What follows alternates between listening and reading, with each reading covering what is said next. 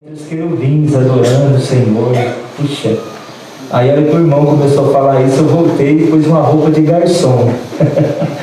E os irmãos, a grande maioria aqui, nós com certeza fomos tirados, já vou explicar, de uma esfera de adoração para uma esfera de responsabilidade e de uma forma relacional de companheirismo aqui nesses dias.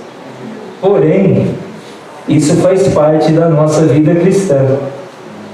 Lloyd Jones disse que antes que nós subamos o monte da transfiguração, nós precisamos primeiro, no sentido de querermos sermos adoradores e adorarmos o Senhor, ele disse que nós precisamos subir ao monte do sermão primeiro, porque não há vida cristã, não há santidade, não há meios de nós falarmos que nós somos espirituais se nós não cumprimos com as nossas responsabilidades. Então, é difícil, né, conseguir conciliar espiritualidade, vida devocional, vida de contemplação com responsabilidade. Então eu acho que está tudo certo, né?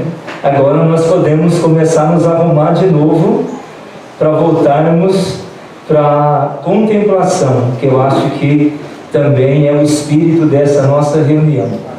Uma vez que nós sabemos quais são nossos deveres, nós podemos nos aproximar de Deus para termos esse tempo de comunhão e de graça diante dele.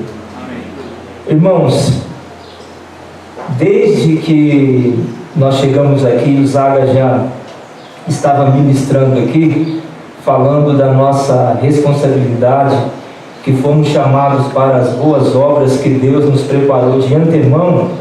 Eu já, na verdade, desde o retiro passado, da última comunhão que nós estivemos aqui, já estava falando de todo esse aspecto do Sermão do Monte. E hoje ele foi ganhando mais força, né? A partir de ontem, do Eliseu falando de vida de contemplação, de vida de devoção, de entrarmos no quarto para adorarmos o Senhor, tudo isso aí veio ganhando força. E em cada oração dos irmãos, nós vamos percebendo que o que o Senhor está nos falando. Deus já começou a falar conosco aqui e injetar em nós um profundo sentimento de adoração. Amém. Eu percebo que essa atmosfera, essa comunhão, como que o Senhor tem sido bondoso conosco, porque enquanto os irmãos cantavam, eu vou falar igual um outro irmão que falou, os cânticos que foram cantados aqui já nos tirou a palavra. Tudo que foi cantado, que foi exposto aqui através desses cânticos, já é o profundo do nosso coração, em estarmos reunidos aqui para adorar o Senhor, e prova o nosso real sentimento, qual é a verdadeira motivação do nosso coração.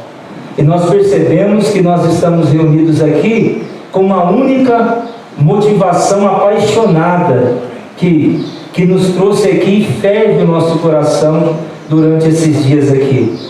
Hoje, quando o Guilherme começou a falar de manhã, e esse olhar de águia dele, né, do Guilherme, que ele chegou aqui e não falou nada.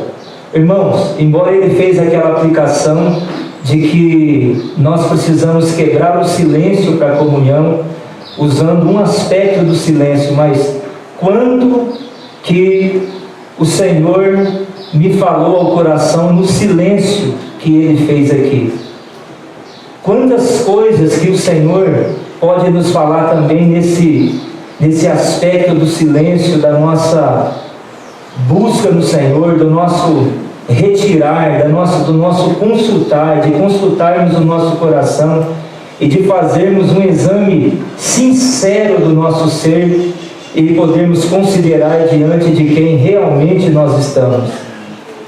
De fato, o Senhor precisa estabelecer um diálogo conosco e nós precisamos ter esse desejo de estabelecer um diálogo com o Senhor. Mas quanto que o Senhor, irmãos, tem nos falado? Eu já fui derretido aqui. O Senhor já começou, até o Samuel chegou ali perto de mim e falou forte, né, irmão? Eu falei assim, eu estou forte? Ou é o que o Senhor está falando que está forte? Ele falou, não, o Senhor está falando aqui, como que é forte. Irmão, isso nos derrete. Isso nos falta palavra. Acho que a grande responsabilidade aqui nessa manhã, eu vinha orando ao Senhor, Senhor, não deixe eu interromper o seu falar nessa manhã. Não deixe eu macular o que o teu Espírito Santo está transmitindo aqui aos nossos corações nessa manhã. Senhor, não deixe eu ser um tropeço para que o teu Espírito possa ministrar aos nossos corações. Porque o nosso sentimento, o meu sentimento, e percebemos em cada oração na boca dos irmãos aqui nessa manhã, de cada irmã, de cada irmão, de cada filho de Deus aqui nessa manhã, quando eles oram aqui, isso daria uma conferência cada oração dessa. O que o André orou, o que a esposa do irmão Adriano orou, o que cada irmão orou aqui, falei, Senhor, esses irmãos já, nas orações deles, eles já estão falando tudo o que nós precisamos, tudo o que nós de fato necessitamos, está saindo da boca desses irmãos, como o Salmo diz, que da boca de pequeninos e crianças de peito, de colo, o Senhor tira o perfeito louvor. Porque de fato, irmãos, quando nós vamos diante do nosso Deus com um coração sincero, puro, sem nenhuma pressa, é aonde o Senhor pode de fato, falar por meio da nossa boca. E esse espírito de devoção aponta de fato o motivo pelo qual nós somos chamados. Nós percebemos em cada irmão que há uma consciência profunda da razão de nossa existência. Porque é isso que importa, irmãos. Simplesmente é tudo que importa aqui nessa manhã, a suma de tudo que nós temos ouvido, a suma de tudo que os irmãos têm falado, é por que nós fomos chamados pelo Senhor. Qual é o verdadeiro motivo da nossa existência diante do Senhor? E aí nós percebemos que na oração dos irmãos é externado esse verdadeiro motivo da nossa existência. O irmão, teve um irmão que proferiu uma frase muito linda, e é que eu percebo aqui nessa manhã. Eu até disse para o Adriano, eu preparei alguns slides, não sei se eu vou, talvez eu nem entro nele por causa do tempo, vou voar, vou andar entre os irmãos, vamos fazer algumas considerações, porque não é o quanto se fala do Senhor, mas o quanto nós experimentamos Ele. E eu nem me sinto digno de estar falando aqui diante de tantos irmãos que nós sabemos que tem peso aqui para falar, que já tem experiência em ministrar a palavra, tantos irmãos que estão aqui. Eu não vou falar o nome desses irmãos para não envaidecer ele, mas o Alex ali é um deles, o irmão Davi. Não vou falar o nome do Daniel, não vou falar o nome do Guilherme. Quando o Guilherme estava falando, eu falei, Senhor, ele poderia usar o meu tempo para continuar falando tudo isso que ele está falando, porque isso é o que faz o nosso coração pulsar, é que nos dá um verdadeiro significado existencial. E esse irmão ainda falava uma frase, o irmão John Piper, John Wesley, não? John Stott. Estava lembrando o nome desse irmão o tempo todo. John Stott falou assim, que se nós tivermos pressa, nós não conseguiremos ver Deus. A pressa nos impede de ver Deus. Por isso que nós não temos nenhuma pressa aqui, irmãos. Por isso que, se o Senhor ministrar o que Ele já está ministrando no coração de cada irmão por meio das orações e dos cânticos, se nós de fato sairmos daqui com uma consciência firmes, convictos de que nós fomos chamados para ser adoradores do Senhor, e de que nós temos uma causa e um motivo de existir, e que a causa e o motivo de nós existirmos é o nosso Senhor, e que essa causa e esse motivo está acima da nossa profissão, da nossa busca de coisas, de alcançarmos metas, objetivo. Quando nós estamos diante desse Senhor, irmãos, nós descobrimos nessa simplicidade, de fato, o que vale a pena dedicarmos o nosso tempo, o que vale a pena nesse mundo. E a única coisa que vale a pena, quando o Guilherme falava, eu falei: puxa, Senhor, esse irmão deixou a faculdade e tem percorrido. Se alguém que ouve esse jovem falar não conhece de fato quem é esse jovem, vai achar simplesmente que ele é um tagarela, mas ele simplesmente está falando tudo aquilo que é as suas convicções. Na oração do Pai Nosso, hoje nesse texto, o Senhor falou que nós não podemos ser como os hipócritas, que ele se referia e ligou esse grupo à sinagoga, e nem falou que nós deveríamos ser como gentios, porque o que eles falavam, irmãos, publicamente, não correspondia com a interioridade do seu ser. Falavam-se muitas coisas, mas não era a real intenção do seu coração. E, irmãos, como que o Senhor quer de fato nos levar para essa simplicidade de estarmos diante do Senhor? Martin Lloyd-Jones disse que antes que uma pessoa começasse a orar, que é esse tema, ou esse aspecto que os irmãos nos transferiu para falar da oração do Pai Nosso, antes de nós fazermos essa oração que o Senhor nos ensinou, ele fala que antes que uma pessoa comece a orar, ele deve primeiro refletir. Antes de alguém abrir a sua boca para fazer qualquer tipo de oração, antes de proferir qualquer palavra, essa pessoa primeiro deve se aquietar em santa reverência, em um santo temor, e refletir. E antes de orar, essa pessoa deve primeiro meditar diante do ser que ele está. Antes que nós façamos qualquer oração, nós precisamos fazer uma profunda reflexão e meditação para sabermos diante do ser que nós estamos. Você não fica impressionado com isso? Por isso que o Senhor fala que não adianta nós usarmos de vã repetições. Porque se nós, como o texto que nós lemos nessa manhã, antes de orarmos, porque ele primeiro está falando como se deve orar, aonde se deve orar e a quem se deve orar. Nós sabemos que devemos orar ao Senhor. E ele fala como deve ser essa oração.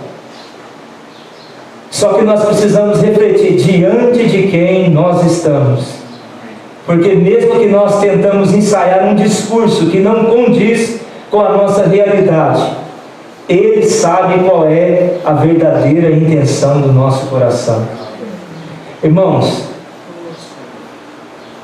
e a verdadeira intenção do nosso coração, dentro dessa oração do Pai Nosso, ela começa com algo espetacular, porque Jesus diz como eles devem orar, a quem devem orar e como, e o que eles não devem fazer orando, que eles não devem ser atores da sua oração, mas que no silêncio, como disse Whitney Lee, quando todo homem fazendo um exame real do seu ser, deitar sobre a sua cama, naquele texto da sarça, e pôr a sua mão no peito, como Moisés fez quando o Senhor mandou que ele pusesse a mão no peito e tirasse, que ele viu que a sua mão estava toda coberta de lepra. O Diniz Lee chega a aplicar esse trecho, que todo homem deveria fazer isso no silêncio do seu quarto e fazer uma consulta real do seu verdadeiro ser, porque, irmãos, nós notaríamos em nós quanta lepra e quanto fingimento, e como que nós ignoramos tanto de fato. Porque eu não digo que isso é um problema, irmãos, eu não digo que isso é um problema seu, um problema nosso, no sentido de nós querermos ser desse jeito. O mundo muitas vezes nos obriga a sermos o que nós não somos. O mundo muitas vezes nos obriga a atuar de certo modo que não condiz com a nossa verdadeira interioridade. E nós nos sentimos mal de sermos, de vivermos uma vida que não nos traz satisfação, como o Andrezinho orou. Por que não nos traz satisfação? Porque nós descobrimos nesse mundo que as coisas desse mundo não podem nos fazer felizes. E nós descobrimos nessa observação real de que nós somos criados para uma outra vida e para um outro mundo. Amém. Então, irmãos, como que nós carecemos diante de, ao começarmos a fazer essa oração ao nosso Deus, diante desse ser, antes de nós falarmos, Pai nosso que estás no céu, nós precisamos parar um pouco e contemplarmos quem é esse Pai. Fazermos viagem, irmãos, fazermos viagem diante desse ser, para podermos prosseguir em chegarmos na necessidade, nas nossas necessidades básicas, como o próprio Robert Govetti separou, que essa oração poderia ser separada em duas partes: a glória de Deus e a necessidade humana. E ele divide essa oração em 3 aspectos relacionados à glória de Deus: santificado seja o teu nome, venha o teu reino e seja feita a sua vontade. E as necessidades, nossas necessidades, que vêm em segundo plano, ela também tem 3 aspectos. O pão nosso de cada dia nos dai hoje. Perdoa as nossas dívidas, assim como nós perdoamos quem tem nos ofendido. Irmão, antes de nós chegarmos nessa parte final que diz respeito às nossas necessidades, a esses 3P, pão nosso, perdão e proteção, nós devemos fazer uma análise sincera, irmãos, porque nós estamos diante de um ser que perscruta todo o nosso coração. Mas antes de corrermos para esse aspecto da nossa necessidade, é necessário nós contemplarmos esse ser e sabermos que a nossa vida relacional é uma vida de irmãos. Eu sempre tenho dito que, enquanto a igreja não perceber, e eu acredito que temos percebido isso, que nós não somos membros de uma religião, que cristianismo não é religião, que cristianismo é uma família. Enquanto nós não percebemos que Pai Nosso, que nós somos chamados para fazermos parte de uma família, e de que esse próximo aqui é meu irmão, que quem está do meu lado não é membro da minha religião, quem está do meu lado é o meu irmão, porque nós não somos de uma religião, nós somos chamados para uma esfera familiar, nós somos chamados para uma esfera de fraternidade, de calor humano, de irmãos. Por isso que o ensinamento dentro do Novo Testamento quando Paulo vai falar desse relacionamento nosso, ele fala que as irmãs mais idosas, nós devemos tratá-las como mãe. Que os irmãos mais idosos, o nosso trato com eles, não há ninguém para apontar aqui, o Eliseu saiu, acho que era mais velho, que os irmãos mais idosos, nós devemos tratá-los como pai. E aos mais novos, nós devemos tratar como nossos irmãos. E as mocinhas devem ser tratadas pelos mais velhos, os mais velhos nesse trato relacional, como filhos e filhas. Irmãos, é esse tipo de comunhão que nós somos chamados. Por isso que essa oração começa: Pai nosso que estás nos céus.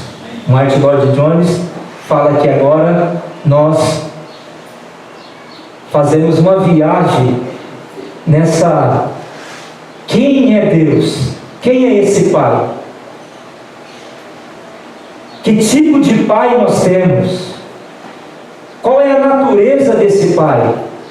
Puxa, como que isso é lindo, porque o Guilherme falava dessa questão do silêncio que mantém a falta de comunhão, de proximidade, que se alguém não fala, você não conhece ele. Há quantas maneiras nas Escrituras de Deus comunicar o seu caráter conosco, de Deus nos falar.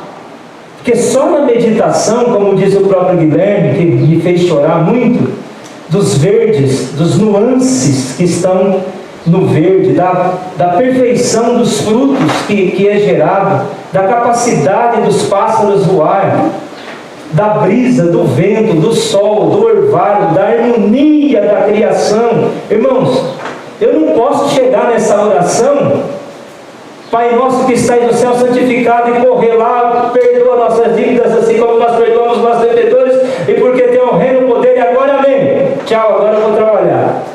Dever cumprido. Não há possibilidade de fazermos isso, porque isso não consegue injetar em nós. Porque, primeiro, se nós contemplamos quem Deus é, vai gerar em nós um profundo sentimento de reverência e temor. Você está entendendo? Porque quando nós olhamos quem Ele é, que Ele é chamado de Pai porque Ele é o motivo de toda a existência, porque Ele é a causa de tudo que existe. E aí nós vamos meditar que, olha a grandeza desse universo e a perfeição do universo. E aí nós com certeza, irmãos, nós vamos refletir e nós vamos perceber que nós não estamos diante de alguém comum e de alguém qualquer. Como aquela palavra dos reformadores que cunharam uma palavra, se estiver errado, Daniel me ajuda.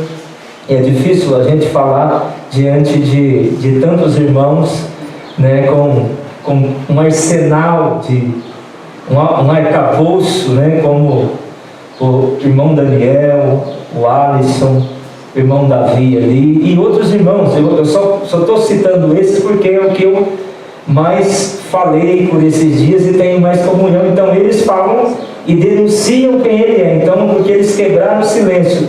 Creio que outros irmãos, porque quando nós estamos tendo comunhão, nessas nossas rodinhas aqui na leitura, os irmãos citam nomes de autores e você só vê irmão dando tiro para todo lado. John Stott, o Delitier, né? Eu só tiro. Eliseu estava ali, li esse trecho. O Alisson, num trecho, falou: aqui tem 3. Quantos reformadores no primeiro texto? O primeiro texto tinha um pai da igreja, um reformador e um dispensacionalista. Eu não sei nem onde o galo estava cantando. Eu nem tinha observado isso, irmãos. Né? Então, ele falou: o primeiro trecho tinha isso. Eu falei: meu Deus, eu nem sei onde o galo está cantando, nem sei o que está acontecendo. Mas um desses reformadores, para cunhar a distinção desse absurdo de quem é Deus, eles chegaram a cunhar uma frase que era o outro igual. outro incomum, o outro eles cunharam, porque eles queriam distinguir quem era Deus. A outralidade, que era que Deus é algo de uma outra natureza, era um outro totalmente distinto. E quando eu me ponho diante desse Pai nosso, que estás nos céus, irmãos, como que nós temos, de fato, como o Andrezinho orou ali, por isso que eu disse que as orações dos irmãos e os cânticos aqui, já falou tudo o que eu iria falar. Por isso que a pecadora, de fato, chega diante do Senhor, e ela reconhece diante de quem ela está, e ela vai diante do Senhor e rega os seus pés com as suas lágrimas, e com a sua parte, como diz o Whitney Lee, mais gloriosa, que é o cabelo da mulher, como diz Paulo, com a sua parte mais alta, ela lava, enxuga as partes mais baixas do seio do Senhor, que eram os seus pés. Com o que ela tinha de mais digno, que eram os seus cabelos, a sua glória, porque é o que a Bíblia diz, como a sua glória, ela enxuga os pés do Senhor, porque mesmo os seus pés, irmãos, como diz Stênio Márcio, é um lugar onde nós queremos estar. E o irmão Stênio ainda diz: lava, Maria, que eu também quero lavar. Enxuga, que eu também quero enxugar esses teus pés empoeirados, que trarão por toda a eternidade as marcas de um amor feita por escravos. Isso não estremece o nosso ser? Pai nosso que estás nos céus. Tem algumas imagens ali, eu acho que só vou passar, que eu já nem sei quanto tempo me resta.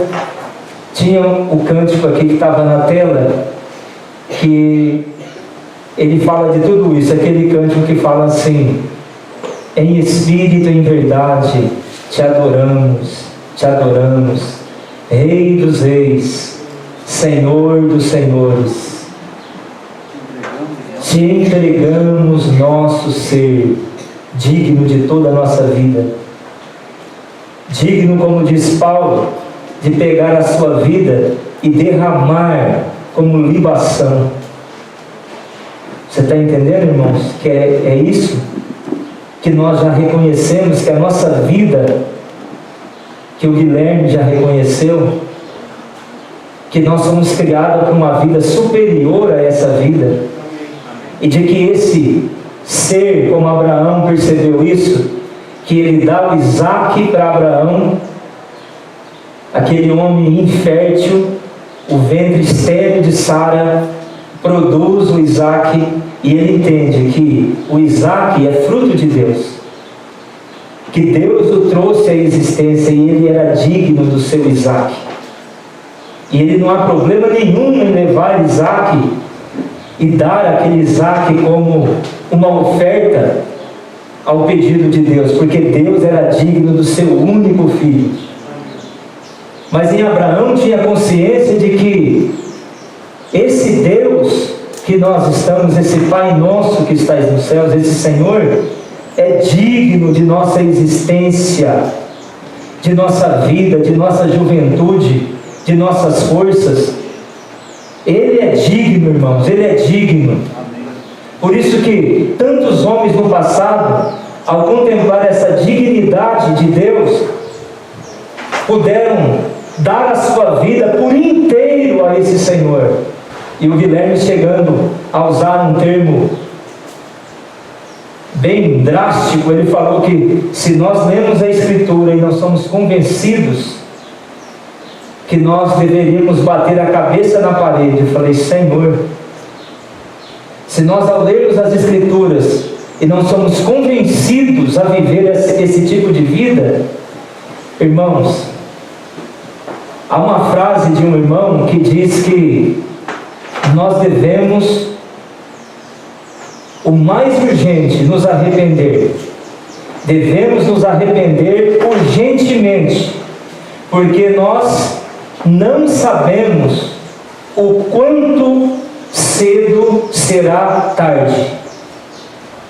Nós devemos nos arrepender urgentemente, porque nós não sabemos o quanto cedo será tarde. Você está entendendo?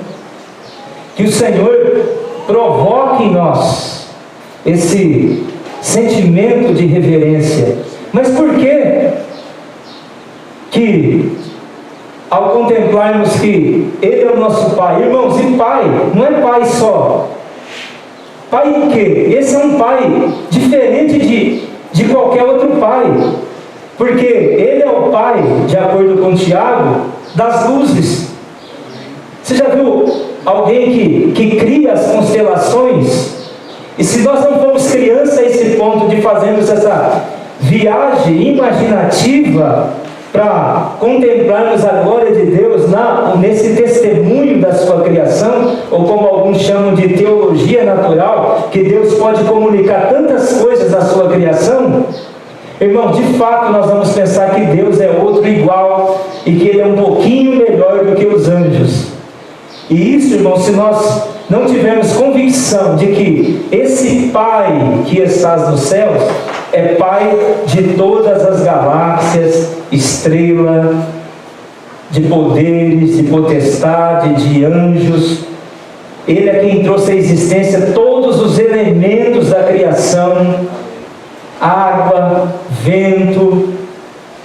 E aí nós contemplamos, ao ver a grandeza da sua beleza, de fato, irmãos, isso é que nos faz prostrar diante dele e falarmos com sinceridade: santificado seja o teu nome. Amém.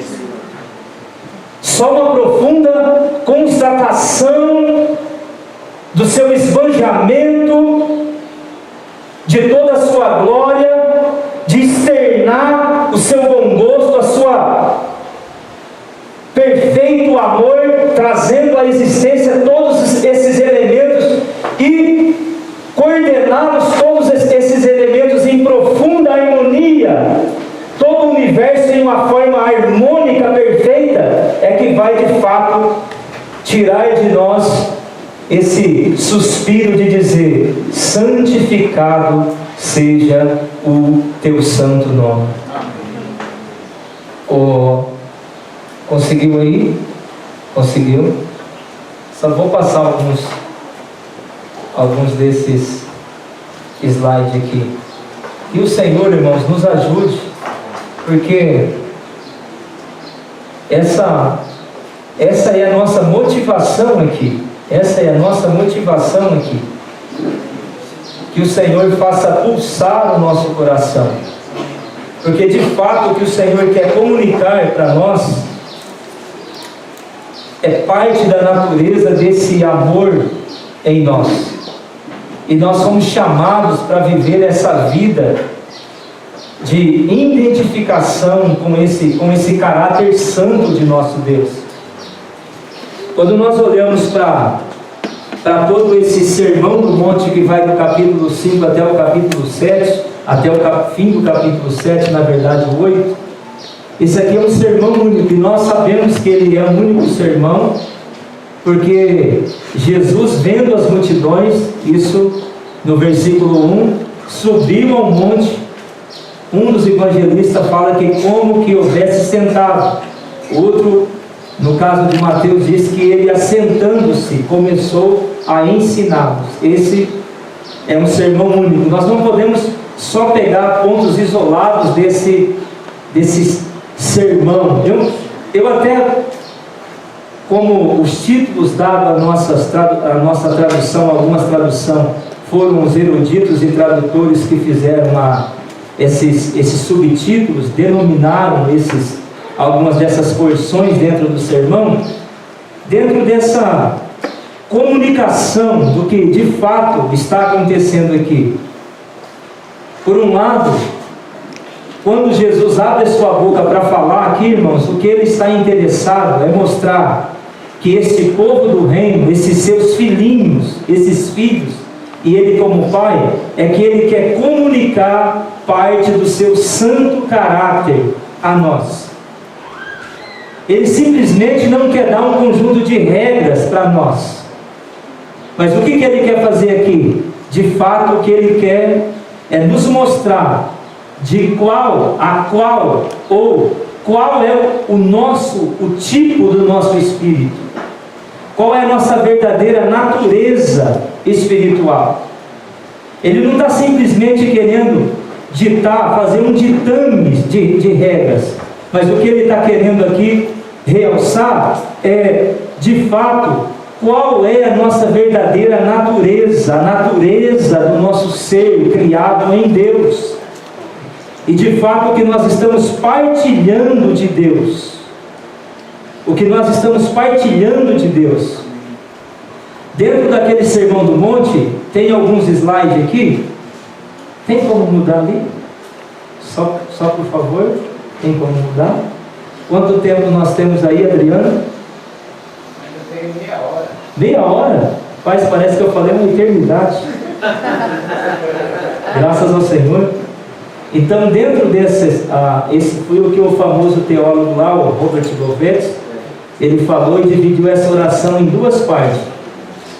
Eu sei que não vai dar tempo, mas vamos dividir ela aqui nesses 6 aspectos. 6 aspectos. Não que eu vi mais do que o Robert Gouvet, pelo amor de Deus, né? Mas eu sinto que, pelo fato de nós estarmos diante de Deus, e com essa primeira palavra inaugurada, irmãos, não pense que isso é pouca coisa, poder chamar Deus de Pai. O irmão Brennan Manning falou que chamar Deus de Pai é uma oportunidade única e que foi inaugurada. Chamar Deus de Pai foi uma palavra e uma abertura que o Filho de Deus inaugurou no Novo Testamento. Irmãos, que lindo é isso! Cristo é quem inaugurou uma nova etapa de um relacionamento de criaturas com o seu Criador. E em Cristo nós recebemos a possibilidade de chamar Deus de Abba. Que lindo é isso! Alguns desses cânticos que nós cantamos aqui, aquele primeiro, a hora que o Josiano começou, Pai, Deus poderoso, tem compaixão de mim. Não tem um trecho que fala Pai nele? Pai, Deus poderoso, é isso aí. Pai, tudo bem, quem ele é? Deus, mas ele é só Deus? Não, ele é Pai. Porque o nosso relacionamento com ele não é um relacionamento de criaturas e Deus, também. Mas essa abertura que foi possibilitada, a inauguração da possibilidade e do direito de chamarmos o Criador de Pai. Foi na boca do verbo da vida. Irmãos, que lindo! Amém. Porque os homens podiam conhecer Deus pela teologia natural, pela existência, pela criação. Mas o irmão, se eu não me engano, o Martin Lloyd-Jones, foi, acho que ele, eu não me lembro muito as frases de quem que é, mas ele disse que, melhor, Agostinho, o irmão o Santo Agostinho, falou que quando nós olhamos para a natureza, nós conseguimos ver traços do caráter de Deus. Nós conseguimos. Mas é apenas na luz das Escrituras que nós lemos o santo nome doce de Deus. Você está entendendo? Mas é só no verbo da vida que nós conseguimos apalpar e ver Deus. Puxa, é muito mais. do que conhecer o caráter de Deus só na sua criação, e de lermos o nome de Deus na doce Escritura, no Verbo da vida, nós podemos ver a encarnação de Deus e ver Deus face a face. Irmãos, aí esse Verbo da vida, porque Deus outrora havia falado aos pais pelos profetas de muita maneira, mas nos últimos dias nos falou pelo seu Filho.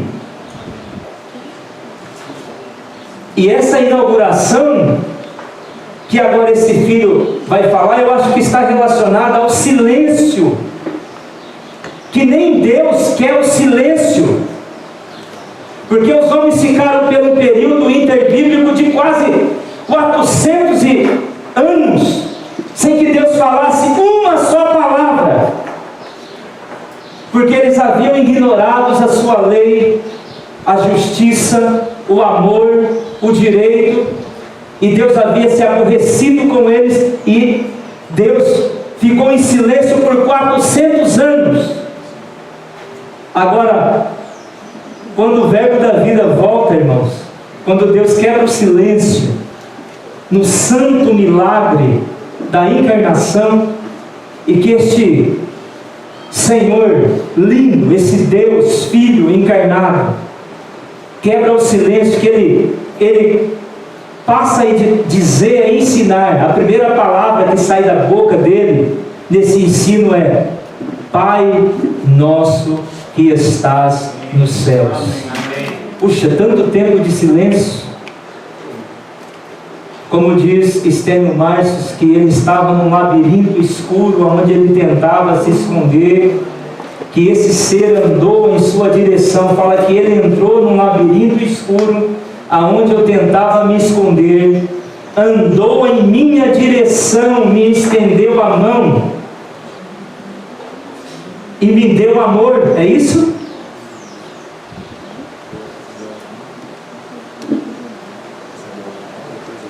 Estendeu a mão e me deu. E me deu. Eu tinha tanto para E me deu a mão. Andou em minha direção, estendeu a mão. Eu tinha tanto a dizer. Mil coisas, não, desculpa, mil para pedir.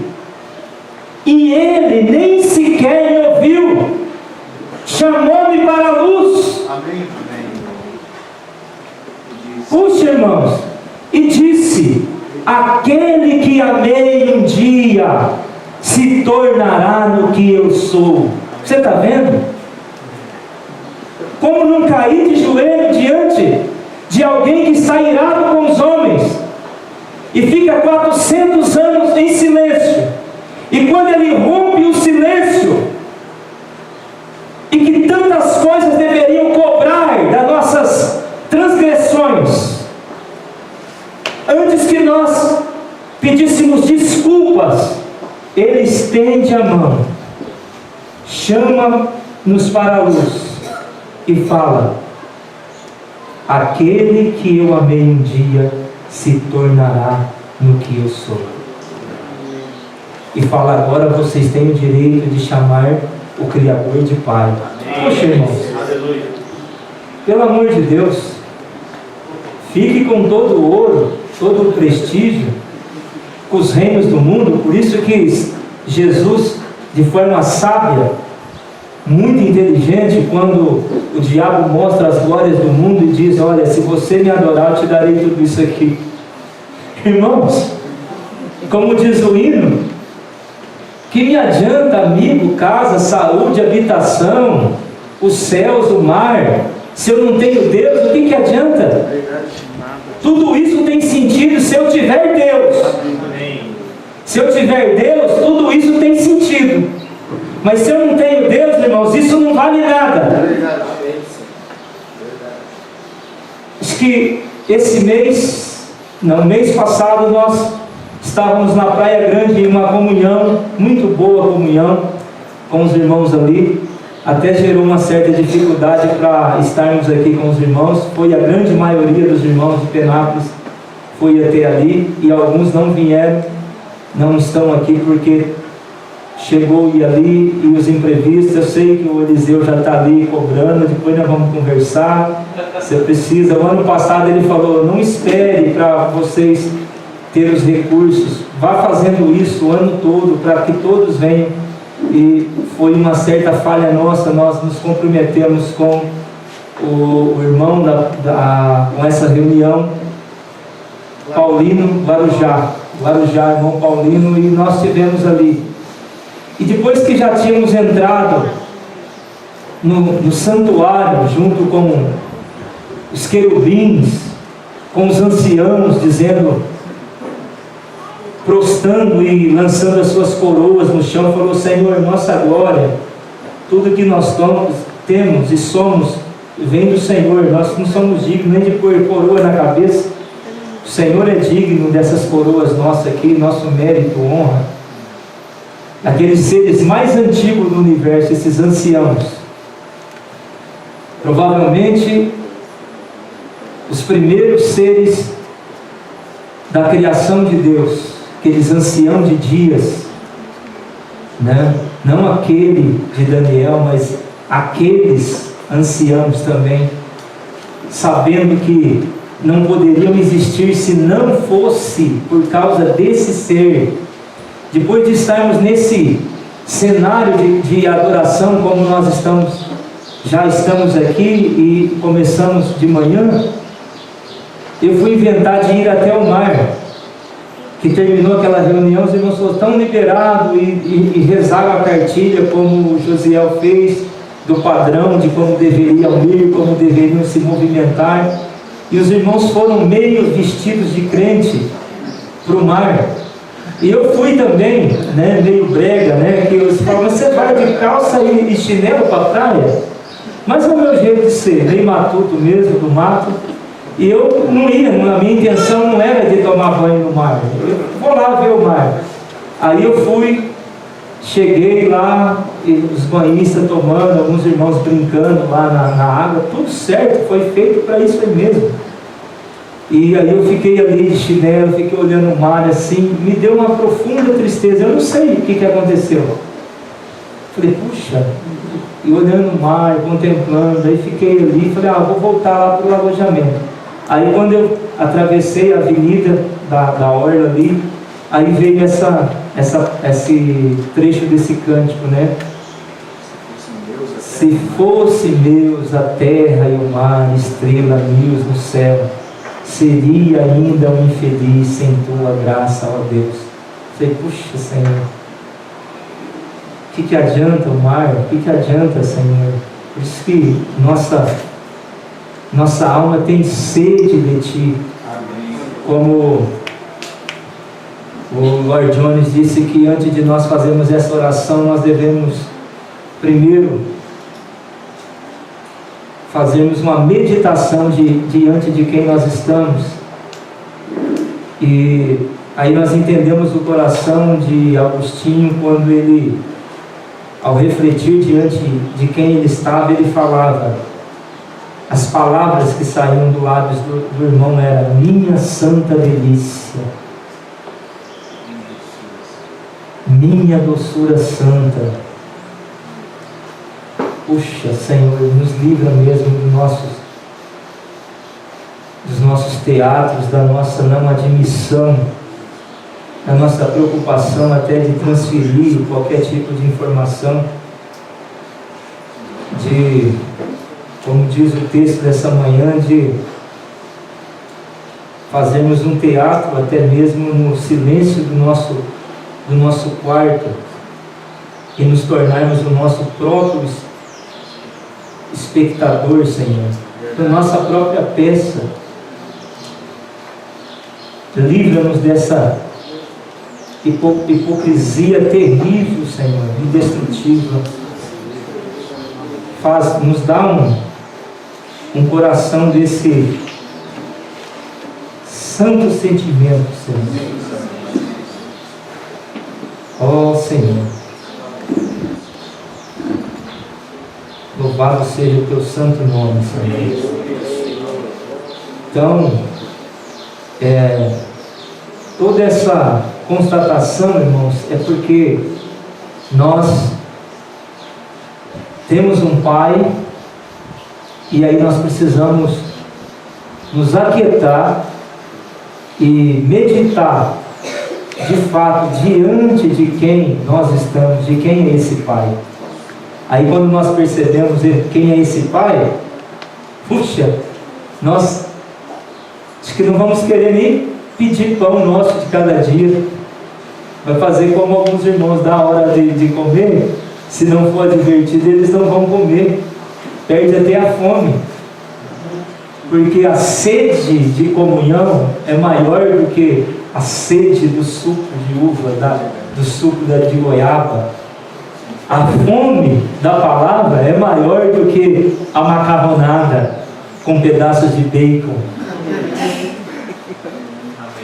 Nem o cheiro do frango assado é tão atraente, como diz o próprio Agostinho: seu perfume exalou, seu perfume exalou, seu cheiro respirei. Amém. Não posso mais parar, eu fui viciado. Estou viciado. Seu grito rompeu minha surdez, sua luz afugentou minha cegueira. Puxa vida, irmãos, quem pode fazer um negócio desse e fala, puxa, como que Agostinho era tão poético, como que era intrínseco essa natureza poética dele? Não, o segredo dele era a observação desse ser diante de quem nós estamos. Amém. E ainda vi o padre Paulo Ricardo falando, explicando um trecho dessa confissão de Agostinho, dizendo que quando ele vai falar desse cheiro que desperta, que não deixa ele parar mais de querer respirar, Deus, tenho fome, tenho sede. Você vê Davi nos Salmos? Assim como uma corça anseia pelas águas, por ti suspira minha alma. Poxa vida, alguém apaixonado, alguém queimando de paixão. E o Paulo Ricardo, padre Paulo Ricardo, pode ficar tranquilo que Agostinho também era católico, viu? Não tem problema citar o padre aqui. E Tomás de Aquino também era católico, tá vendo? Então não há uma briga, não há disputa de cristãos e católicos para dizer de quem são esses caras, né? O Tomás de Aquino era católico, pode ficar tranquilo, os irmãos citam ele aqui sempre. Agostinho, um dos primeiros pensadores que até hoje fez uma grande reforma nesse sentido de exposição, que até hoje é considerado e foi considerado um dos maiores teólogos da Igreja Católica. Então, e o padre Paulo Ricardo, contando a experiência de Agostinho, fala que ele foi tão despertado por Deus que Agostinho, nesse cântico que o irmão Stênio canta e o Projeto Sola, fala que Deus despertou em Agostinho, ele de forma filosófica e poética, os 5 sentidos do seu ser que estava amortecido. Puxa, que coisa linda! Despertou nele o cheiro, sentir o cheiro, a luz afugentou sua cegueira, sua visão, sua audição. Puxa, né? Quantas coisas, os seus 5 sentidos naturais, é isso? Foram despertados. Aproveite, né? Sede e agora eu tenho anseio pela tua paz. Eu tenho anseio, aproveite, agora eu tenho anseio, paladar. Puxa, irmãos, que coisa linda!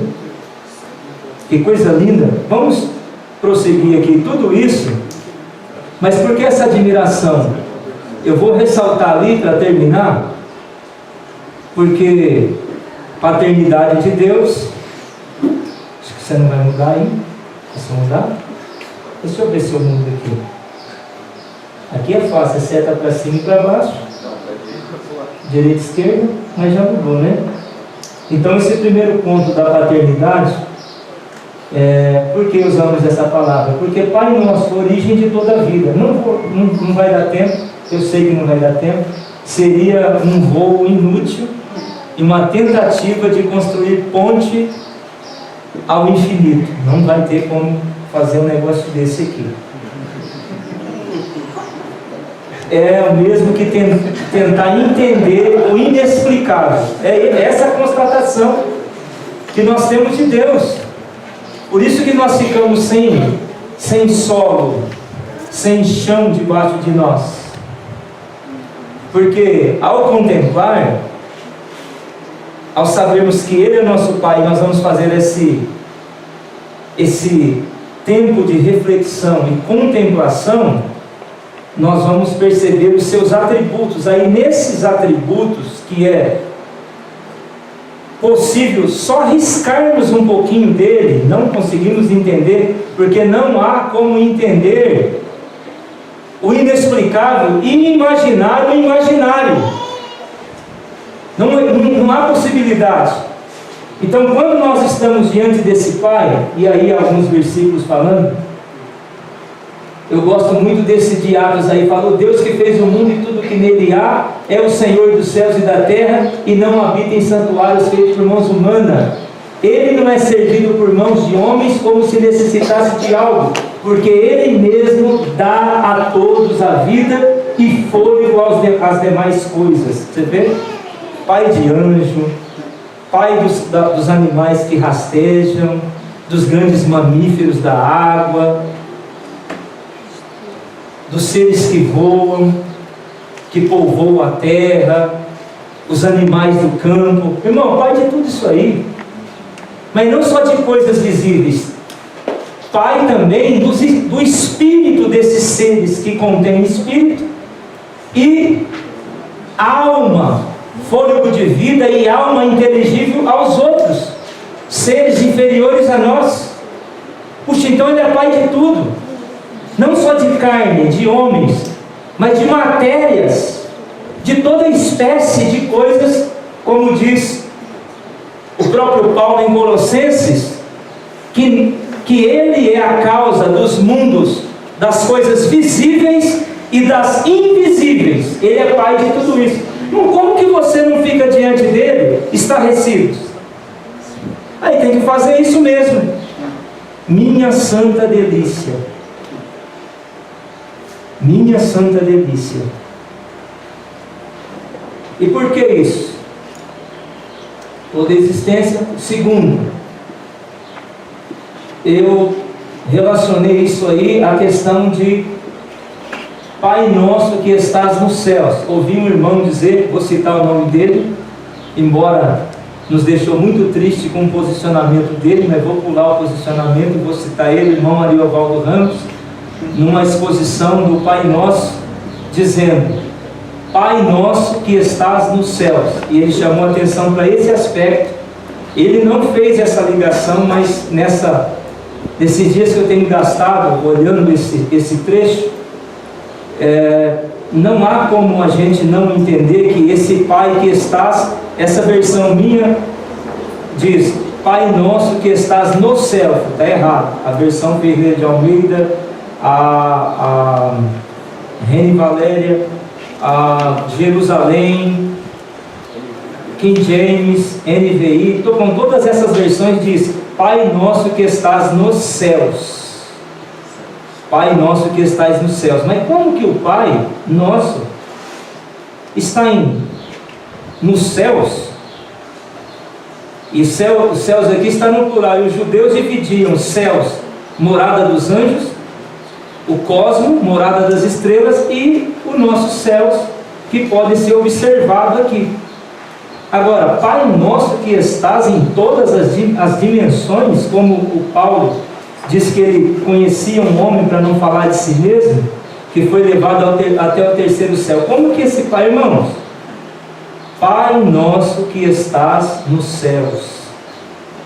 Puxa, não tem como nós não irmos aos seus atributos. E ao irmos aos seus atributos, é aí que vai retirar de nós a sincera admissão de que Ele é santo. Puxa, e quantos são esses atributos? Pai nosso que estais no céu. Efésios fala que Ele enche todas as coisas. E que Deus quer ser tudo em todos. E que enche tudo. Irmãos, como que esse ser... Agora eu acho que a gente precisa ser um pouco mais criança, na simplicidade imaginativa, para podermos viajar um pouco nisso aí. Porque é o que o C.S. Lewis sempre fez e arrancou tantos suspiros.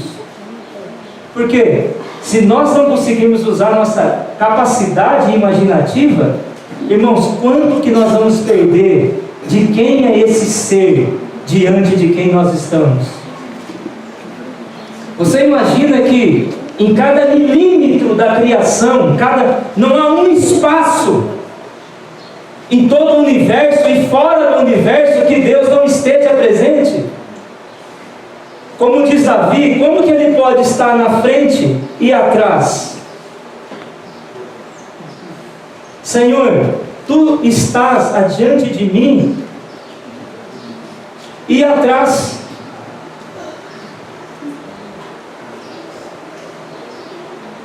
Tu estás à frente de mim e atrás de mim. Se eu descer até o abismo, o Senhor está lá.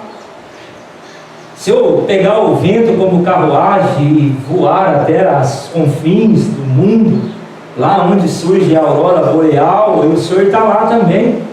Se eu subir no céu, o Senhor está lá. E se eu descer no inferno, no mundo dos mortos, o Senhor está lá também. Puxa, aí ele vai viajando.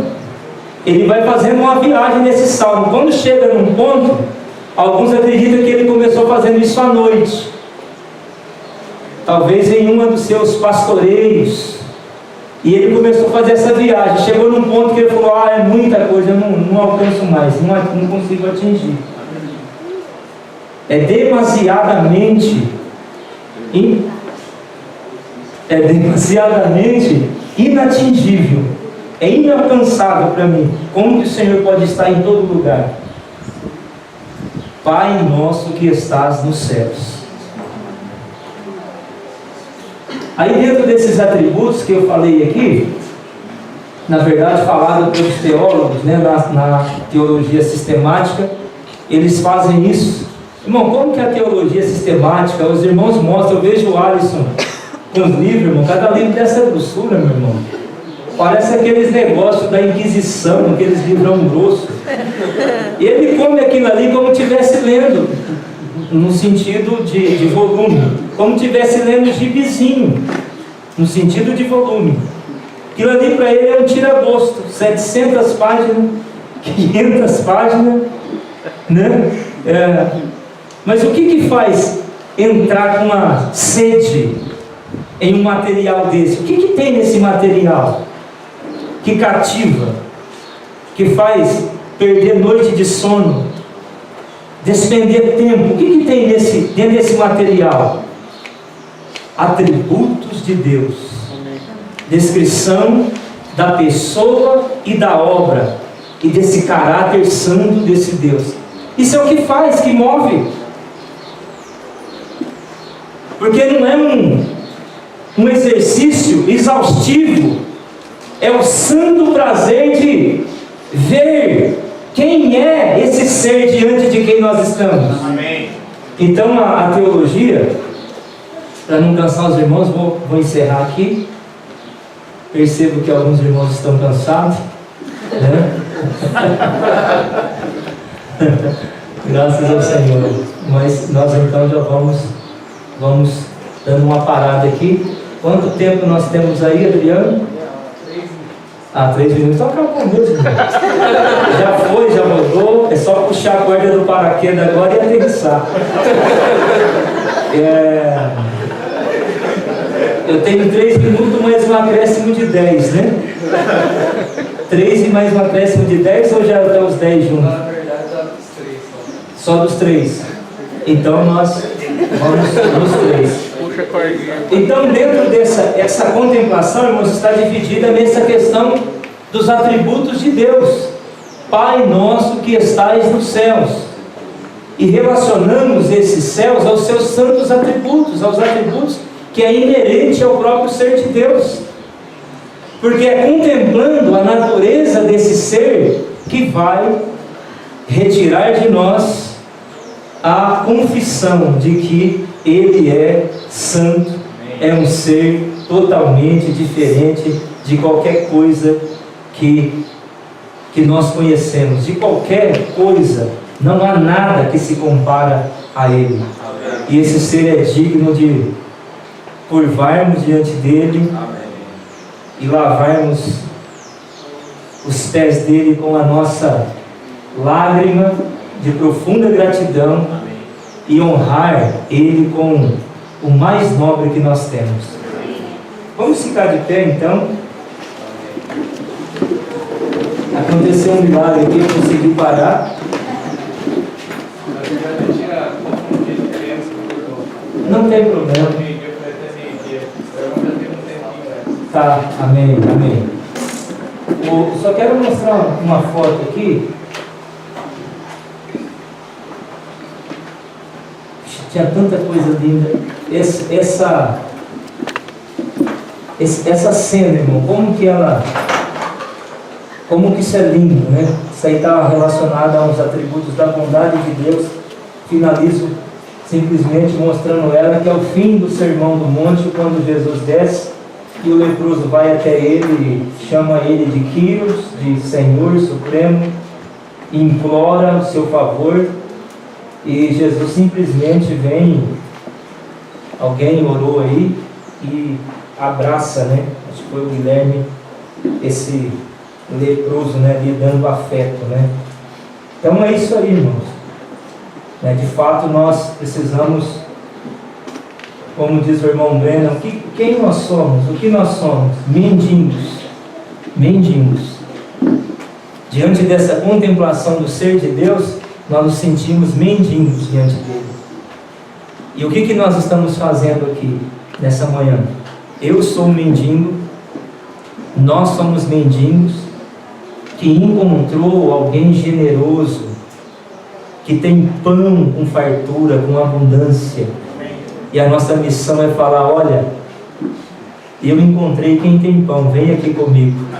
Como o último cântico fala que essa missão é sair sendo conduzido por Ele, jogando semente onde há possibilidade de germinação.